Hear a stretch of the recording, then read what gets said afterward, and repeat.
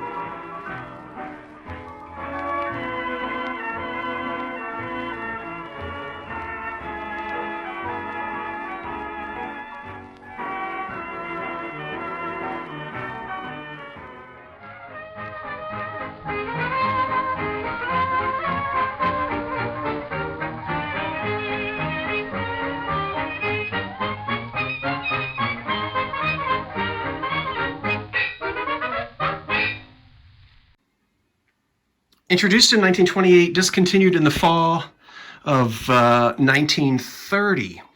By the time we hit 1930, this is out of style. These what they call casket radios with these external speakers. Let me slide you over here again, and I'm sliding you over slowly, not so that you can look at the artwork on the wall, but so that you can see. I don't have a true cathedral radio here. I've got one in the other room. These are modified cathedrals. But this style comes in. This is early 30s, but very deco, very modern. Here we get into the mid 30s. These other sets are older than that. But that's what becomes the style. This is no longer in fashion.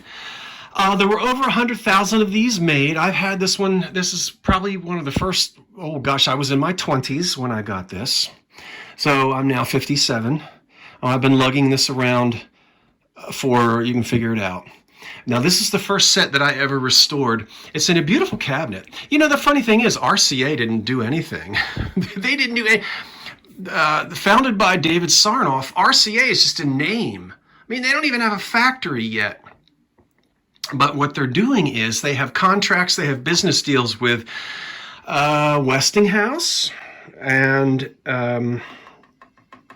what's the other one? General Electric. And so Westinghouse and General Electric are making the electrical components. RCA owns the circuitry, the superheterodyne, and we'll move in. Okay, RCA. Notice it doesn't say RCA Victor. Not yet. Well, look at the dust. Cleaning lady ain't been around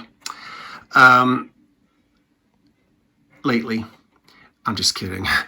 But RCA Victor, no Victor. RCA Radiola 60. And then we have superheterodyne. And then the licensing information is on the bottom.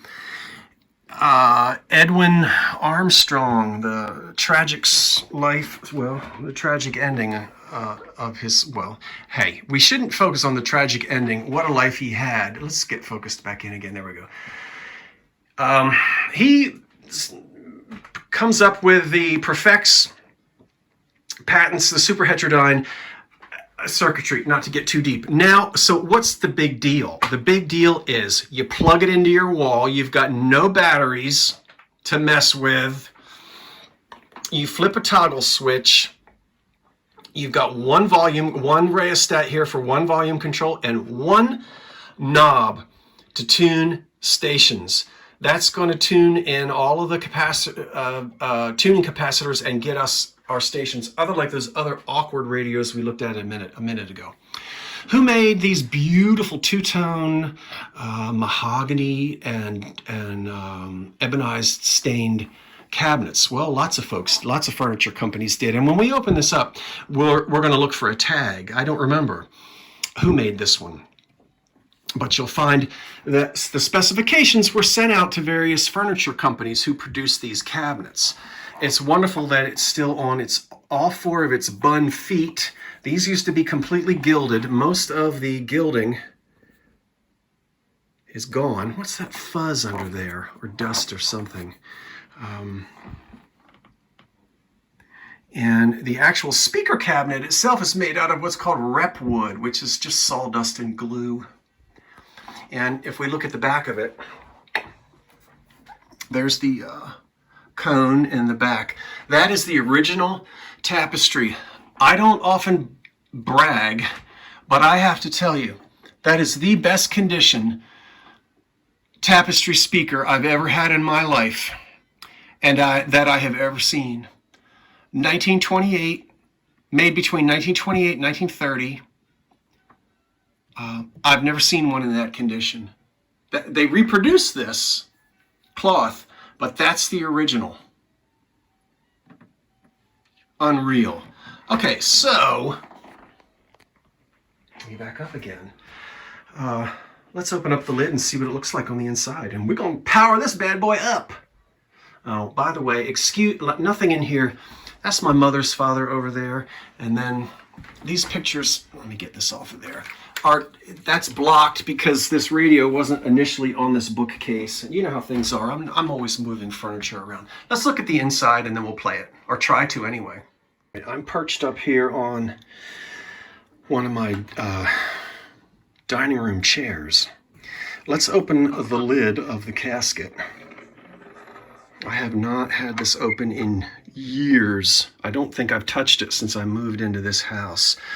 But you can see how beautiful it is on the inside. Didn't look like that when I first when it first came into my possession when I was about 25 years old. And I did all the restoration then. My father showed me how to use a soldering gun, and I got out some elementary books and then asked my uncle some questions. What does that say right there? Vina? I don't know what that. Here we go.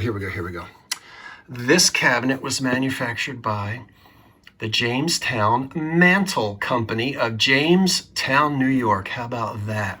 And they have a paper label on the inside. Some of the companies will often, on the inside lid, they'll put a label right here. So now we know who made this particular cabinet, but as I said, many companies made them. Okay, we have two. That's the power supply over there. And we have detector tubes. This one, good grief, what memories of getting into this thing. These cans, these RF cans are filled with like a pine, almost like rosin, like what you rosin up the bow on a violin. And if you ever have to get into them, ooh. All right, these are the variable tuning capacitors here. Boy, I've got to clean this thing again. I haven't done anything to it in the 30-odd years. And then pull out one of the tubes. And it says it was sold on June 22nd, 1930. That's either 1931 or 37. It might be a 37. This would have been considered a used radio in 1937, of course. It would have been close to 10 years old. Joe, the motorist's friend. Have your tubes tested every 3 months. And you would often do that, depending on how big your town was. You'd often do that at the, oh, look at the dust. You'd often do it at the hardware store or a mechanics if your town didn't have a radio shop. All right, enough of the innards. One thing I'm going to do is let these wires hang out, and I'll tell you why. Let's lower the lid, slide these over. Let me bring the the cone speaker back up. And I'm going to get back down here on the floor and we'll fire it up. But let me turn this flash off first. We don't need all of that light, I don't think. A couple things to remember is that first of all, don't get excited. You're not going to hear Martha Tilton or Bing Crosby when we flip the switch. You're not going to hear the Coon Sanders Orchestra, and you're not going to hear Russ Columbo crooning, "Just One More Chance." Now, some of you will say, Scott, Russ Columbo didn't sing that. That was Bing Crosby. Well, they all sang everything. Everybody sang everybody else's songs. That's how they did it then. But Crosby had a huge hit with it. Okay, I'm going to turn it on, see if we get anything. There's nothing on AM radio anymore. So it's one of the reasons why most people, I tell them, if you're going to spend a whole lot of money to have a radio repaired, be prepared that you're probably not going to get a whole lot out of it. Maybe a news station, maybe a good sermon, or some extreme political station. I hope we don't get any of those. But let's try it. The toggle switch, you may say, oh, it's already on, and now it's off. Apparently there wasn't much thought given into whether these toggle switches were up or down when this was put together in the factory, because you don't see any on or off, so it didn't make any difference, which way it was attached. And I've seen them both. I think every radio I've had, it's either been up or down, so who knows. But this one, it's on. Let me turn it off. That was quick. I want you to see the pilot light up. But you old timers know that this radio is going to have to warm up. There's the pilot light. and it's humming. Let's look here. The music you hear is from my living room, not from this radio. It's warming up. These two wires right here, one is the ground and one is the antenna. No current runs through these, so we can touch both of these. Okay. I'm over here fiddling. This is the volume. I'm going to turn it. Huh. All right, let's see what I can get without.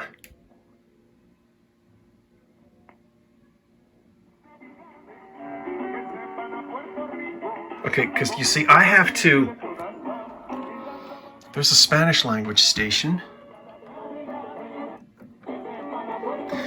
And if I touch the antenna, listen.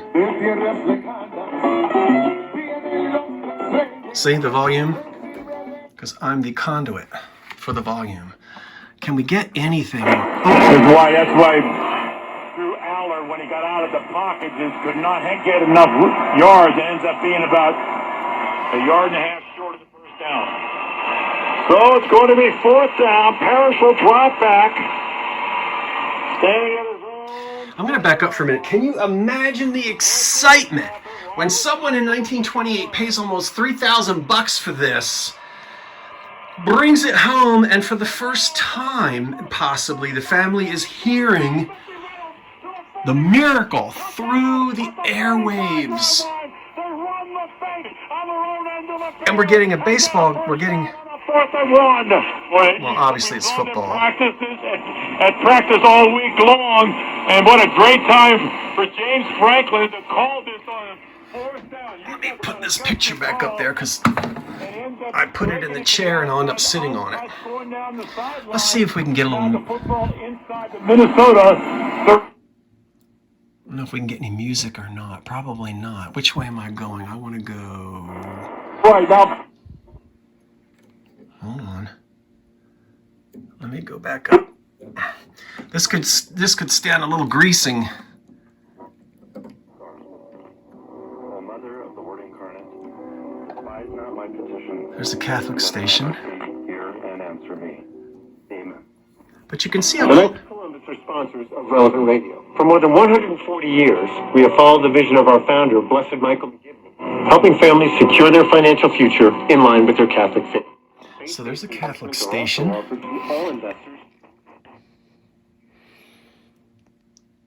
I'm sure. Parents like Celeste Lanier, making sure their children's immunizations are up to date is an important part of their lives. My son was microfeeding, so he was born 3 months early, and in his early years, anything he got 3 times worse. And so protecting him was... Oh, sorry, I should have it hooked up to an antenna. In the Houston area with her husband. Well, anyway, we're not getting any He's killing us. at the moment. No, I don't believe that.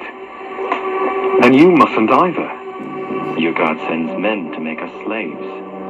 And when we are not your slaves, then he kills us. I think this is a Christian station as well. Wishes to crush us. Oh, good heavens, this quantum. It isn't true. It isn't like that at all. Maybe it's not a... Maybe it's an old radio show. God allows men like Captain Hunt to make me a slave. Is this a radio show or is it a Christian station? God allows your people to bring disease to wipe out my people. Ouch. Well, we'd have to keep... I don't know how to answer that. We'd have to keep listening to figure that out. Well, let's turn the old thing off. Oh, God. All right. I hope you enjoyed that. Yeah. Oh, how nice it would have been to hear.